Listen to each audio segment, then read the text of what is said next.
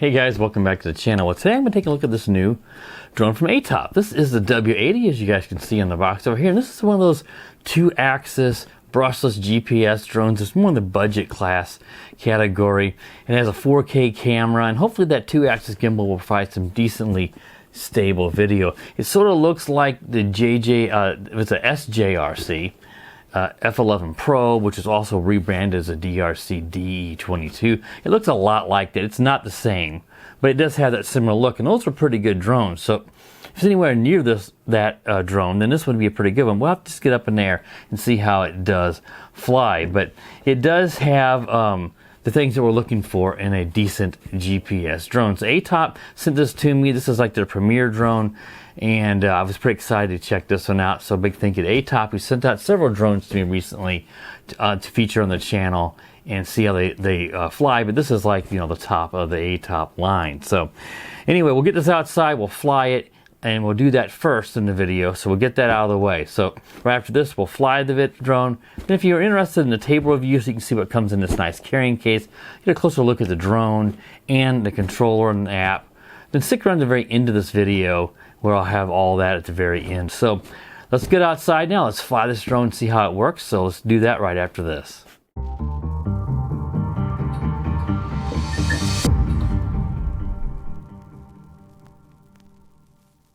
All right, let's get the Attop W80 Wolvy Pro up in the air and see how well this drone flies and films. I already did the compass calibration. To initiate that, you can do both sticks up and inboard, or you can do it from the menu, which I'll show you here in a moment, that menu. But I already did it, very simple, some rotations level and then rotations with the nose up. And then after that, it wants you to do the level gyro calibration with the little slider you slide over. It's all automated and very easy to do. So we got that all done, so let's get it up in the air and let's see how this guy flies. At first, let's go take a look in that menu. And before I get to that, I told in the table review after this, if you stick around, I mentioned that that you may have to calibrate the compass every time you fly. Interestingly enough, and kind of cool, they say every 30 flights, which is how it should be, because the flight controller should store those compass offsets, and you shouldn't need to do it every time unless you travel like 100 kilometers away. Then you want to make sure you do it again. So they don't force you to do it every time, which is nice. So inside here you can see I've got the novice or beginner's mode turned off, set the flight and the height all the way up. Then you've also got inside here, I set the radius for 32 on the circle mode, and then you can do your horizontal and your compass calibration within the app. And then you've got some gimbal calibrations and adjustments. I did the gimbal calibration inside where I knew it was level, and it didn't seem to do anything. It was in Chinese. I slid the slider over and nothing happened. So hopefully that doesn't need to have anything done. You can also supposedly adjust the roll and the pitch if it tends to tilt that way. And then you've got between your metric and imperial. I'm going to keep on imperial, but metric's fine for me as well. I'm used to either one. There's no camera settings that I can see at all either, so that's unfortunate. So let's click on the video. So we're in the video mode, and then to record some 4K video. So let's go ahead and start recording. And now we're recording video. Let's go ahead and do an auto takeoff. So let's click the unlock props, and then go ahead and click on the auto takeoff. Let's see how it does. Now there's a bit of a breeze at my back, so the drone might want to drift forward a bit if it's unable to fight the breeze, but it's not super windy today. It's like 6 to 8 miles an hour. I'm trying to keep that wind out of my mic to keep the noise down though, any mic noise from the wind, but it looks pretty stable here. You can see just doing a little rotation here. It's drifting a little bit. Nice and slow yaw. Now we're in the lowest rate. You can go up. Let's see what happens if I click. Let's go here.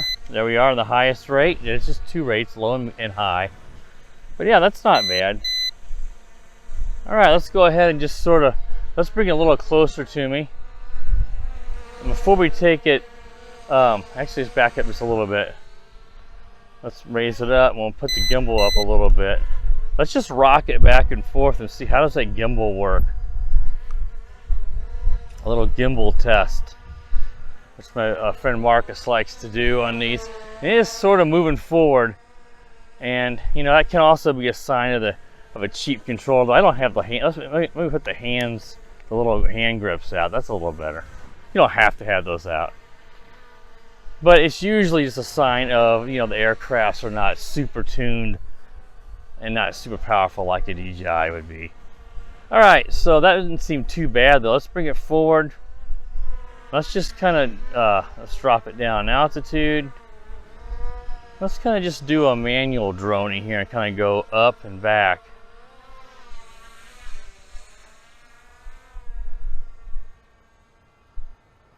That seemed to work pretty good.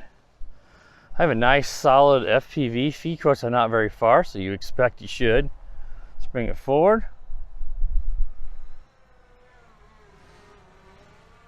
Yeah, it's a little wobbly, which I see with these cheaper cost drones. And there is a bit of a breeze, but a brushless drone shouldn't have a problem. But so far, at least in the FPV feed, the gimbal and video looks pretty good to me. But I can't say for certain until we get it out and actually get it on my computer from the SD card. And actually, you guys are seeing it now, so there could be micro jello or something in there that I can't see in FPV feed, especially with some of the glare of the sun. Now I have a 32 gig SanDisk Extreme card in there, and it says it supports up to 128 gigs, which is good. And they want you to have at least a class 10 or above, which makes sense for 4K video. I imagine this is shooting at either 25 or 30 frames per second. If I remember, I'll check that and put that on text up here so you guys can see. But yeah, that yaw is slow. It's good for filming, but boy, if you were trying to brake and turn, let's try that. There, that's, so right is 1 for down rate, left is 2 for up. So a while ago when I was doing those beeps, I was doing the gimbal, but I was stopping before the gimbal actually started to move, because I thought it was the other way around, and I think the manual may have had it mislabeled, though it could just be I'm misremembering. But yeah, that's a really slow yaw, which again, that's good for filming. Well, that's not good if you're trying to turn around and go the other direction really quick, and we're in the highest rate, so that's a filming yaw, I'd call it, which is fine. I'd rather it be slow than too fast, and then you're always having trouble filming because the yaw is so fast. Like the original X-Star from Autel had those issues with the yaw being too fast. But yeah, I'd like to have a higher yaw in the second rate. But yeah, overall, I mean, it seems to be decent here. Now, let's take it out now over the cemetery, and let's call it back and see how good it does on a return to home. We've lost some of the battery. They advertise 30-minute flight time, but I wonder if that's probably on 2 batteries. A lot of these are sneaky with that, and they say, oh, you're going to get all this flight time, and they're talking about if you fly both batteries. So let's fly it out here a ways. So you can see it moving around a bit, but I'm still getting a decent feed here. We are out having trouble seeing here, and it looks like it says height, distance about 575 feet. Yeah, we're still getting a good one. I'll go out over this field a little more. Yeah, that's nice and responsive. I'm having no problems with, let's turn it here, turn it around. There, I got a little break up, but some of that can happen when the direction of the antenna on the drone changing will cause that. Let's go ahead and tell it to come home. So it's going to actually rotate itself back around, and it looks like it's going to fly backwards, I think. I don't think I had a return to home distance, height, I should say, on it, which you like to have. So looks like it's going to be fine. Yeah, we're plenty high enough. We always make sure above these. Here it comes. Trees and electrical poles and stuff. Let's see what it does here. Is it going to slam on the brakes? And there it goes. And let's just see how it does landing there. Boy, I just hate that beeping. I know it's wanting to let you know it's in return to home, but man, that's annoying. It shows as well that we're already down to almost low battery. And I haven't even had a chance to even try follow me or waypoints. Well, it's gonna be off more than you would like. Certainly working fine, but boy, look at that. That is really bad on return to home accuracy.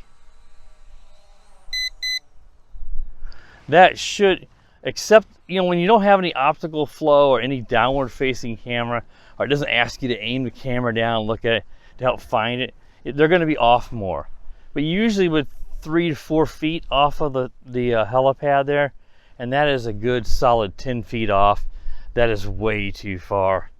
Again, next time if I do this again, it might land on the edge of the helipad. So it's not going to do this every time, but for the first try, that's pretty bad. Again, if you're out in an area like I am, where you've got plenty of space, it's not a big deal. But if you're flying in an area where you've got very limited space, then you may have to correct it yourself. Now, the battery meter on the drone itself shows 3 out of 4 bars green, but on the actual app, as you guys can see, it's showing a yellow and it's low. So I don't know what's going on. Again, these battery meters can be a bit flaky on these lower cost drones. Not that this one's super cheap, but I guess a lesser known brand. So let's go ahead and let's get it back up in the air here and see if we have time to do a little bit more. So let's unlock the props. Let's just do a manual takeoff, so give it some throttle.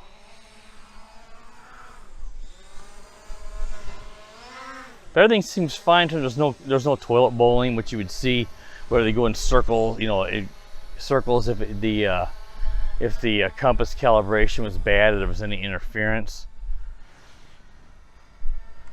So I'm not sure what to think about the battery meter showing it so low. I don't think it actually is. The battery meter on the battery itself should be the most accurate. I'm not getting any warnings. So let's go over here to this little cube, and you can do a follow me mode, and we'll try surround flight if I have enough time. I'm not going to do a waypoints here. Don't really have enough room for that. You can also do, it says unlock, so I guess it's just unlock the props, and it has a find the drone, which is kind of cool. If it would come down and the power was on, I guess it would help you find it on the map. You can add music. So let's go do the follow and then slide it, and it should follow me here. It's going to follow the GPS in my phone. Now with me being relatively close, I can see it's creeping forward and it is keeping me in the field of view. Let's walk this way. That's always the most important. Is it going to keep it? It is. Now I'm going to go back this way because I don't want the glare of the sun just blasting down into me and then you guys can't see anything. Now look, let's back it up a little bit, because as I walk this way, see, it's not that slow yaw rate. If I walk too fast, see, I'm getting out of the field of view. Let's give it a chance to catch up. Let's walk slow. So the follow me works pretty well, but that slow yaw rate is causing an issue with it keeping me in the field of view, especially if I'm sort of close, because it can't yaw fast enough. So you're not going to be able to, if you're in a car or on a bike or something, you're not going to be able to keep yourself in the field of view because it can't yaw fast enough. Now if it's following behind you though, where it doesn't need a yaw, it should be able to fly fast enough. And it zipped along pretty good there on a 3S LiPo as well. You would expect it to. Let's just have it come forward here. Yeah. Now this is not a great follow me test. I'm just here in my backyard, but boy, it's moving along fine. Follow me works really well. Let's go ahead and see if we can cancel that mode by going in and pressing a red X over on the left, and now we've canceled it. So yeah, I mean, overall I'm pretty satisfied with this so far. I know my friend Marcus, Idaho Quadcopter, sounded like he had a lot of problems. Now he may have really pushed his farther in distance or something, and I'm by no means saying this is a great drone, but I'm not having any massive issues. That slow yaw is certainly an issue, and you know, it is a little bit at times, and what you can see is kind of wobbles and floats, but it's not. I mean, look how steady it is now. As the wind picks up, or whenever you brake, let's try that. If you go forward, and lots of times these drones, and there's not a ton of pitch, but that's not too bad. And then you lay off, you can see, look how it's sort of trying to find its spot where you left off the sticks. So all these lower cost or lesser known brand GPS drones, when you break them, see, let's stop. They have to try to brake, come back, and they kind of, the braking is not great on them. The DJI, you brake them and they may go a foot or two and they're bam right back. Where this one is just, see, it's got to float forward and then it corrects itself some. That didn't really come back too much, but it's, you know, again, it's, you know, considering what it is, you know, it's certainly not bad. All right, let's go try the circling mode. So let's, I think I have it set around 32 feet. Let's make sure we're not too close to the tree there. And let's rotate the gimbal down so it's looking at me. If I can find me there. Where am I? I'm not aiming at me. There we go. Let's put it up. There we go. And let's try that and see if we go into the surround flight. Well, I don't know what it's doing. I think it's what it's doing here. Let's exit out of that. I don't want that. I think what it's going to do, let's bring it up closer. I think what it's doing is backing up 32 feet from the spot you're at. So you're like marking it. So let's bring it up here and then we'll have it back. Let's see if we back it up. So every one of these are different. Some of them you have to mark the radius. Some of them will just start going in that radius from the spot you tell it to. And this drone looks like it's going to back up. So let's see what it does. It makes me nervous when it does that, but it's going to stop now. And now it should go in a circle. You can see. I'm going to move over some more in the middle. That's not a bad circle. Let me spin around here. I got a lot of sun glare here going on. Yeah, that works pretty good, except for, let's see here, is it? And again, I mean, I'm not right in the middle, so there we go, there I am. Yeah, that seems to work pretty well. Let's go ahead and cancel it. So yeah, I mean, I'm pretty satisfied with the, and we hit low battery there. So it says, warning aircraft low power. It's probably gonna stay sort of close. It looks like we're facing, the camera spun around now, we're facing away. Getting some haptic feedback or vibrations on the phone telling me too. Let's go ahead and tilt the gimbal all the way up before we land it. I mean, overall, I don't have any massively negative things to say. Now, I did not try to push it on its range. And I honestly don't remember what they advertised the range on this. If I remember, which I'm bad about, I'll put some text up here what that was. But overall, it's not too bad. Let's back it up here. Whoa! I always like to do one thing I always teach people when you're flying is get the butt of the drone, I call it, or the rear, facing you. That way you are not reversed on your roll and stuff. Your orientation is the same as if you were the pilot. That way you won't make a mistake. Let's just do an auto landing here. Press auto. I'm going to move it manually here, of course, and see if we can get close. Yeah, we did pretty close.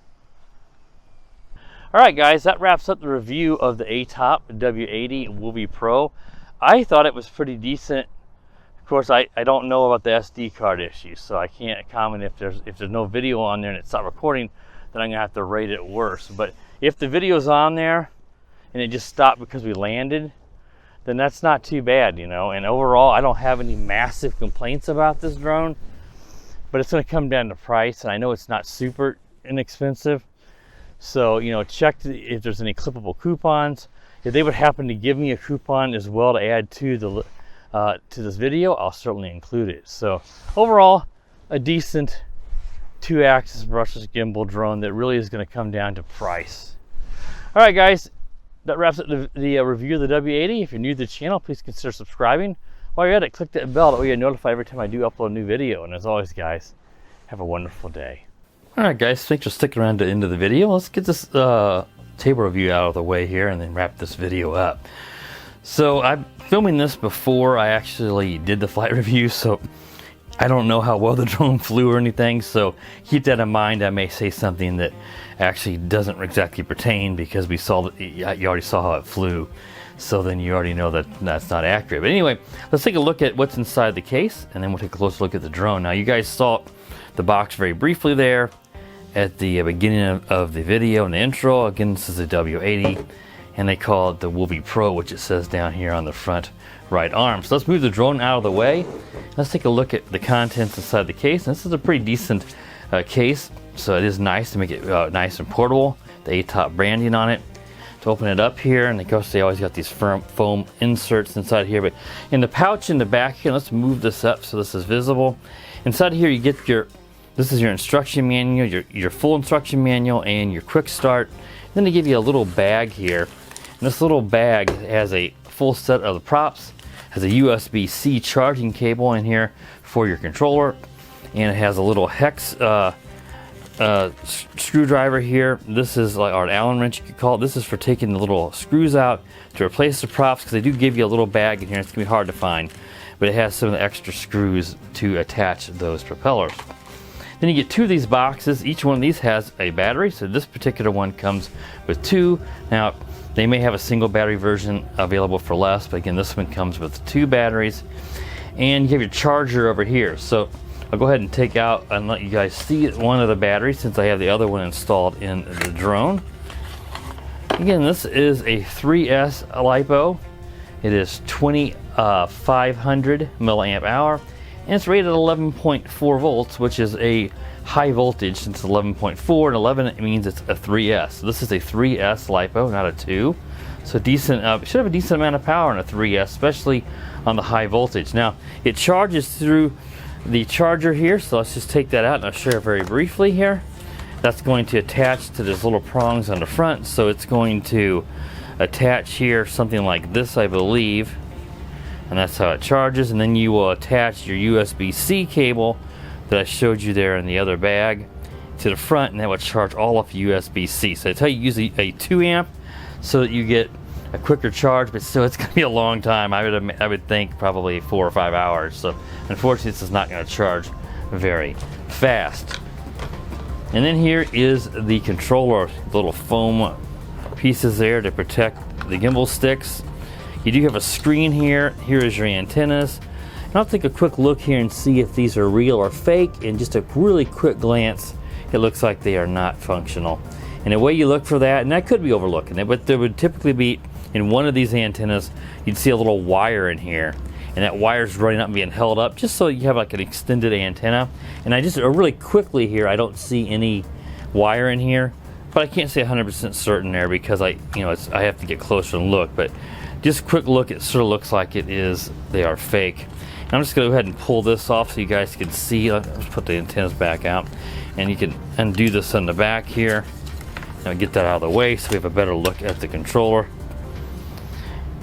Here it is. This is actually, I like this. I like the feel of this. You're gonna pull this out on the top here, your phone clip holder, for your FPV feed. Yeah, this is not a bad little controller. I've never seen this style, so it looks to me like this drone may be a unique drone to Attop. Now you're gonna have these handles you're gonna pivot out. Now you have your full extended controller, as you guys saw in the flight review. This is not bad. I really like this. There's a film here on the front, screen protector, so I'll pull that off. And now the screen looks a lot glossier. And you've got a few buttons here. This is your auto takeoff. This one here was your, I believe, the motor unlock. This was your calibration for your the compass. This is your return to home. You got your photo and your video buttons on the top. And then you've got these dials. So I have to see it. This one's probably speed rate, and this one's probably your gimbal tilt. But we can check that all here really quickly here inside the full manual, so I don't tell you guys anything wrong. But you can always confirm this when you get it as well, because obviously you should always read the instruction manual so anytime you get something. But there should be a controller layout here. And yeah, this is a camera adjustment, and just like I said, this one on the left is your low and high speed. And the your gyro calibration, it says here on this. So it's not compass, that's your gyro.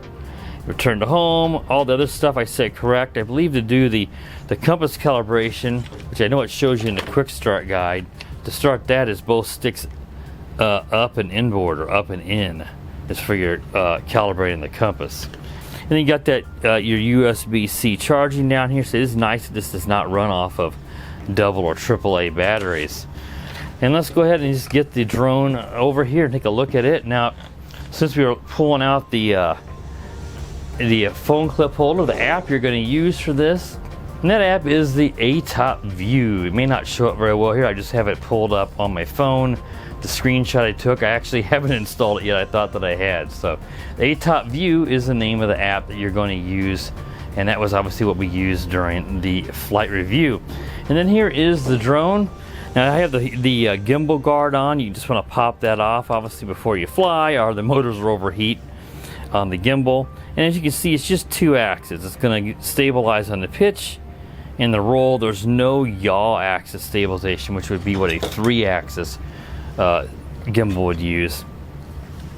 But yeah, there it is. You got your SD card slot here on the side, and on the bottom here you've got some LED lights here on the bottom. This was what you'd probably expect would be where a optical flow sensor would be, but I don't see one on here.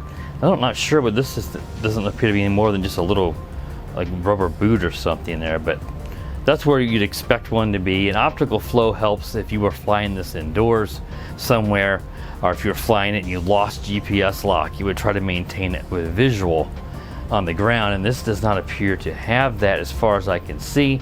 Many of these GPS drones do. Here's your brushless motors with the swing out props. So as you can see here, it does say that it does shoot in 4K with a 90-degree field of view. That's probably not going to be showing up in the video. And of course, like we said, it's called the Wolvy Pro. So that should be pretty much everything on this video. You guys can now see the accessories. But as you guys saw, you saw how well it flew. Again, I don't know because this is being filmed prior to the flight.